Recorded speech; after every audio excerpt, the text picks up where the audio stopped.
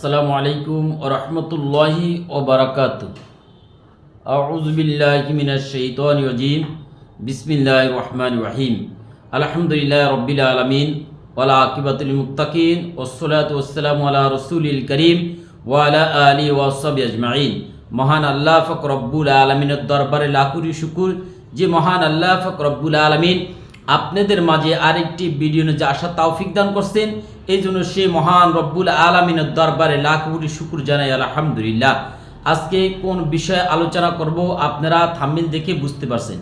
আজকের আলোচনার বিষয় হচ্ছে যেটা করি সেইটাই দোষ। আমি সর্বপ্রথম একটি বই লিখছিলাম, সেই বইটির নাম হচ্ছে তিলিসমতি কোরআনী। এইটা মানুষ এত হয়রানি করছে, হয়রানি করার কারণে আমি বইটি নষ্ট করে দিছি। বইটি ছাপাইছি তাও দোষ, বইটি নষ্ট করে দিছি তাও দোষ। তারপর আমার দ্বিতীয় যে বইটা সেটা হচ্ছে তিব্বির রুহানি। বইটা ছাপাইছি, ছাপানোর পরে বইটা যখন বিক্রি করা শুরু করছি তখন দাম ধরছিলাম 750 টাকা। তো যখন 750 টাকা দাম ধরছি এইটা বেশি হয়ে গেছে।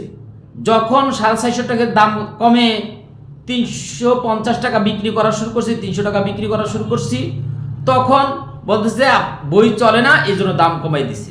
বইয়ের পিডিএফ বানান না, এটা ভালো করেন না। তারপর আবার পিডিএফ বানাইছি, আবার শুরু করছেন পিডিএফ বানাইছেন, এটা ভুল করছেন। তারপরে আপনাদের সামনে প্রকাশ করছি আর রোকায়া আশরা বইটি।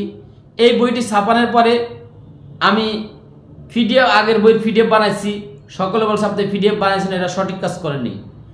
এই জন্য এই বইটির পিডিএফ তৈরি করিনি, আর রোকায়া আশরা বইটির পিডিএফ তৈরি করিনি। পিডিএফ তৈরি করিনি, এখন বইটি বিক্রি করতেছি। আমি অগ্রিম টাকা নিয়ে তারপর বইটা দিই। আমি অনেক প্রতারণার শিকার হয়েছি। এই কারণে যারা আমার থেকে বই নিবে তারা সর্বপ্রথম আমার 01725174377 এই বিকাশ পার্সোনাল নাম্বারে 1230 টাকা পাঠিয়ে তার নাম, থানা, জেলা, মোবাইল নাম্বার এবং টাকা পাঠার স্ক্রিনশট হোয়াটসঅ্যাপে দিয়ে দিলে ইনশাআল্লাহ বইটা পাঠাই দিই। এখন কথা হচ্ছে আপনি বইয়ের টাকা অগ্রিম নেন কেন? অগ্রিম নেই, বিভিন্ন প্রতারণার শিকার হই, এই কারণে বইয়ের অগ্রিম টাকা নিই, এইটাও দোষ। তারপরে যদি বইয়ের অগ্রিম টাকা না নেই, তারপর আবার কয় ও বই চলে না, এই জন্য অগ্রিম টাকা নেমনে দিতেছে, এই সমস্যা।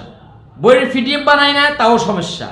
কিন্তু এখন অসাধু ব্যাপাররা আমার এই বইয়ের নকল করে পিডিএফ বানাইছে, এখন তাদের ব্যাপারে আমি অ্যাকশন নেই না কেন, তাও সমস্যা।